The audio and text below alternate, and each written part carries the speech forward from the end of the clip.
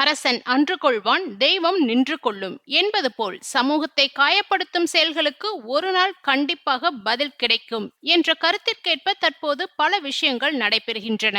சமீபத்தில் செய்தியாளர்களை சந்தித்த குஷ்பு சமீப காலமாக பிரபலங்களின் தனிப்பட்ட வாழ்க்கை, விவாகரத்து, குடும்ப சண்டைகள் போன்ற விஷயங்களை வைத்து பல யூடியூப் சேனல்கள் கண்டென்ட் உருவாக்கி வருவது குறித்து மறைமுகமாக குஷ்பு பேசியதாக பலர் கருதுகிறார்கள்.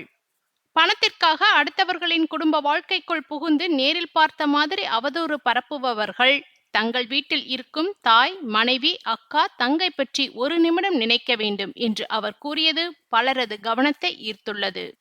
பெண் குழந்தைகளுக்கு எதிராக நடைபெறும் பாலியல் வன்கொடுமைகள் சமூகத்திற்கு மிகப்பெரிய களங்கம் என்று கூறினார். குற்றம் நிரூபிக்கப்பட்ட பிறகும் சிலர் சட்ட லூப்ஹோல்ஸ் மூலம் தப்பித்து விடுவது மக்களுக்கு வேதனை தருவதாகவும் அவர் குறிப்பிட்டார்.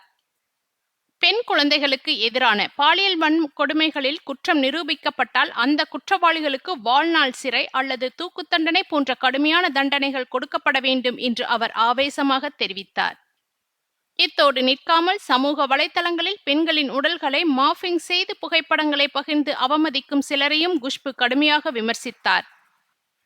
பெண்களின் உடலை மார்பிங் பண்ணி இணையத்தில் போடுபவர்கள் ஒருமுறை தங்களோட வீட்டில் இருக்கும் பெண்களை அப்படி பண்ணி பாருங்கள், அப்போதான் அந்த வழி என்னவென்று புரியும் என்று கடுமையான வார்த்தைகளால் எச்சரித்தார். இந்த கருத்து தற்போது சமூக வலைதளங்களில் அதிகமாக பகிரப்பட்டு வருகிறது.